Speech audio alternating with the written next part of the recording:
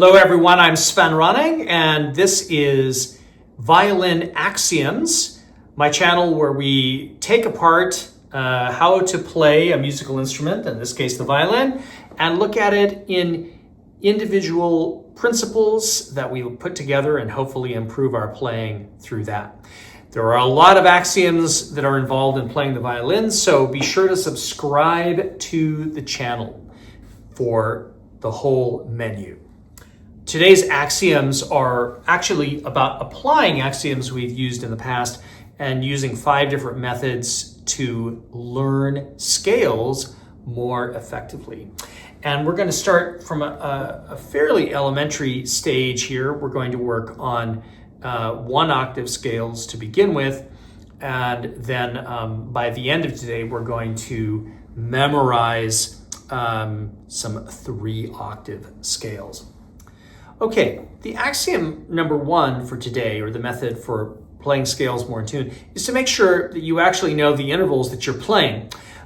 So for example, if I'm learning a major scale, I want to really know that it's a whole step followed by a whole step, half step, whole step, whole step, whole step, and half step. And I've got to have that in my consciousness before I play. And a great way to drill this is to just practice it on the piano so that you can see it, or just use a 1 octave scale. Let's just do an A major scale starting on open A. We've got the whole step,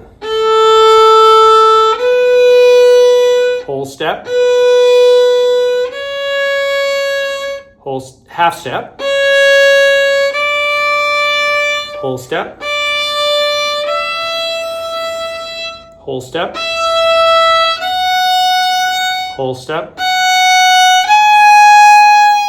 half step. And this scale doesn't change going up or down, so it's going to be the same configuration coming down. So half step, whole step, whole step, whole step, half step, whole step, whole step. Okay. And if I'm doing melodic minor, for example, I will have a different configuration of whole steps going up and down, right? So for A minor, whole step, half step, whole step, whole step, whole step, whole step, half step. But coming down, whole step, whole step, half step, whole step, whole step, half step, whole step. Okay? So knowing the intervals is, of course, essential. Next thing is just knowing the tuner, right? I think it's a great idea when you're learning scales initially to be practicing with music, even if you know the notes, okay? Even if you are familiar with how that all works. I think having an association between what you hear, what you touch, and what you see is essential. It's sort of like reading, writing, and speaking, right? I think having all modalities embedded makes you much more fluent. It makes you, fluent in the language of music, okay? So make sure that you're paying attention to things like the key signature, and as I said, starting with 1 octave scale first. Now, another really great way to work on your scales and your intonation is, as you're doing that, starting maybe even with a single octave, is to really listen for the overtone halo of each note.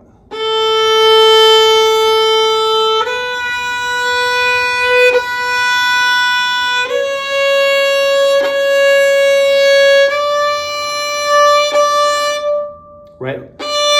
Listening for that overtone behind.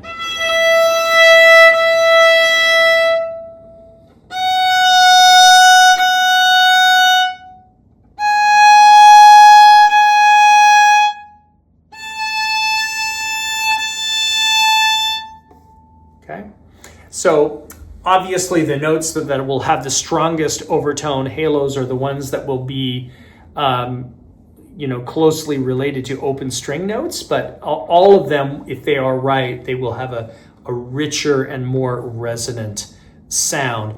Another great way to do that is to practice with some kind of a drone. If I turn on a drone, right, and then practice with that.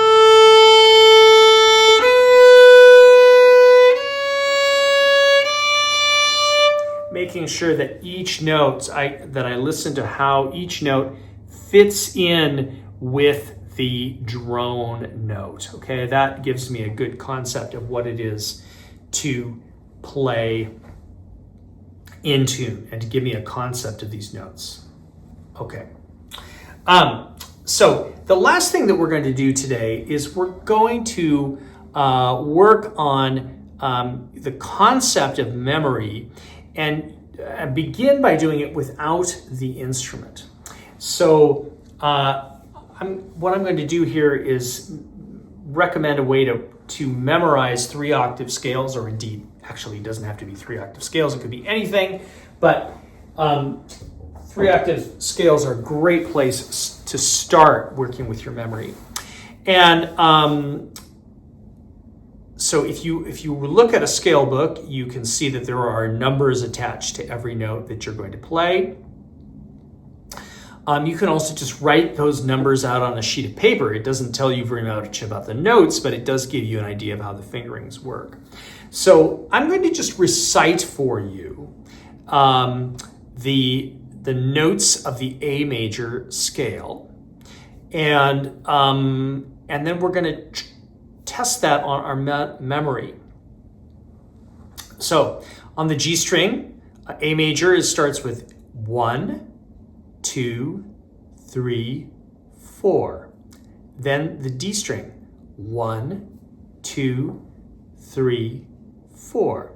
Then the A string, 1, 2, 1, 2, 3, 4. When the number is repeated, I made a shift, okay? On the E string, 1, 2, 3, 1, 2, 3, 4, 4. Now coming down, E, 4, 4, 3, 2, 1, 3, 2, 1. A, 4, 3, 2, 1, 2, 1. D, 4, 3, 2, 1. G, 4, 3, 2, 1. Now, I know this really well, and the best way that you can tell is that I didn't hesitate at all. So if you try this at home and don't have your scale memorized yet, what I would suggest to you is you might have a look in your scale book and say the notes or say the numbers as you see them, but try to then just do it in the abstract without looking at the instrument, without looking at the scale book, and without playing the instrument, because you'll find that if you've prepared your mind properly, then when I actually pick up the instrument, it's quite easy to play from memory. So there are a couple of things that I think that will really speed up your ability to do this. The first one is that if you hesitate at all, you don't know it. So just assume that any stumble or like, oh, I meant that, oh, I knew that. No, you did not. If you stumbled, it means that there's something you don't know. And the reason for that is that music uses something called procedural memory. We do one thing, then we do the next thing, we do the next thing, we do the next thing. And if there's any link in the chain that's weak, then the whole chain is weak. So you have to just give this, you have to just behave as if every link has to be 100% all the time, okay? And a great way to start with this is to just say the scale, as I did a moment ago, slowly and in a tempo, because that tempo is going to dictate your thinking. Again, I'm just going to do it for you exactly the way I would practice it. This is A major, starting on the G string. If the numbers repeat, it means I've shifted. G, 1, 2, 3, 4. D, 1, 2, 3, 4. A, 1, 2, 1, 2, 3, 4. E, 1, 2, 3, 1, 2, 3, 4, 4. E, 4, 4, 3, 2, 1, 3, 2, 1. A, 4, 3, 2, 1, 2, 1. D, 4, 3, 2, 1. G, 4, 3, 2, 1. Now, if I can get it to flow that well, I should be able to do it perfectly. You'll have to try this on your own and see if just being able to say the notes first allows you to memorize them confidently. By the way, I call this the say and play method.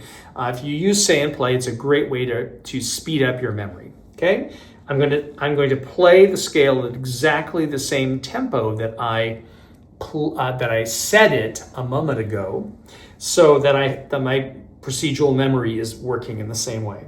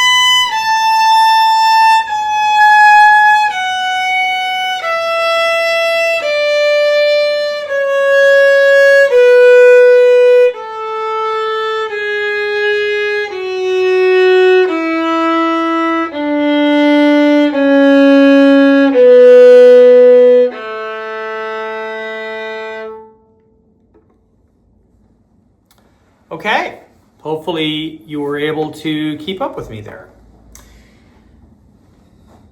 Okay, let's explore one other different way of maybe memorizing scale patterns that's even more abstract and faster. And this is for arpeggio. So I just said the A major scale. I could, by the way, do the same with A minor, and I may make a video about that later. But another one is like if a number of arpeggio fingerings.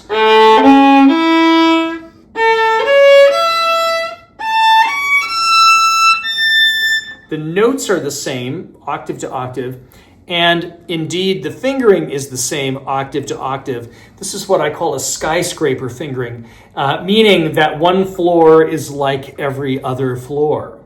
And in the case of A minor arpeggio and A major arpeggio, and a number of the other arpeggios in A, they are skyscraper fingerings. And it's quite simple. It's 1, 3, 1, shift, take the elevator, 1, 3, 1, shift, take the elevator, and then we have a fourth finger on the top, the revolving restaurant or something. So for A minor, you could think about the skyscraper 1, 3, 1, 1, 3, 1, dash 1, 3, 1, dash 1, 3, 1, 4, okay? And that pattern with the string changes in the same place produces those, the minor and major arpeggios. 1, 1, 3, 1. Now 1, 3, 1 again. Now 1, 3, 1 again. 4. The revolving restaurant. Coming down. 4, 1, 3, 1. Shift. 1, 3, 1. 1, 3, 1.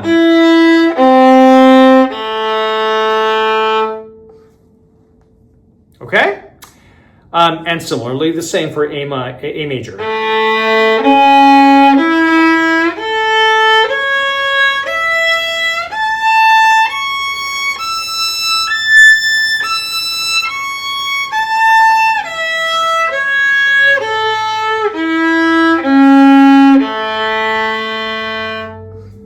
Okay?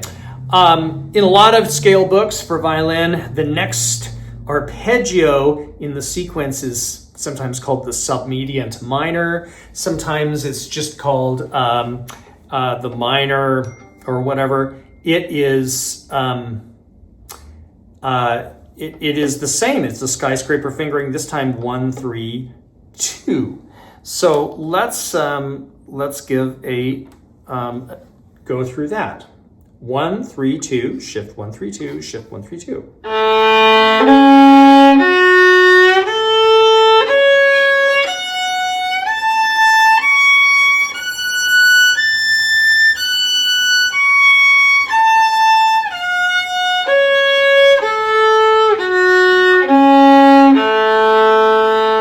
The next one is often called the subdominant in the major, 1, 4, 2. Again, a skyscraper fingering.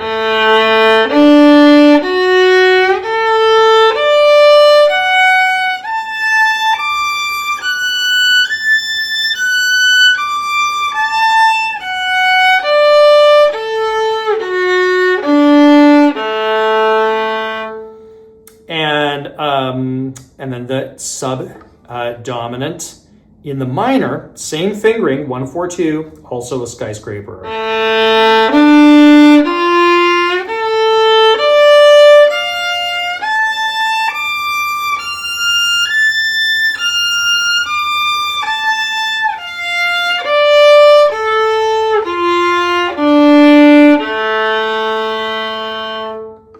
Okay, when we start doing the other arpeggios, it's not quite so simple, at least not in the 3-octave variety. But I hope you can appreciate that if we're conceptualizing the fingerings first, practicing them mentally by saying them and then playing them, or creating a very simple model for how they are supposed to unfold, that can really speed up your ability to memorize. You can do the same thing, of course, using a say and play model for learning passages of repertoire as well. So for more axioms and more application of those axioms, be sure and subscribe to the channel, and I will look forward to seeing you in the next one. Bye.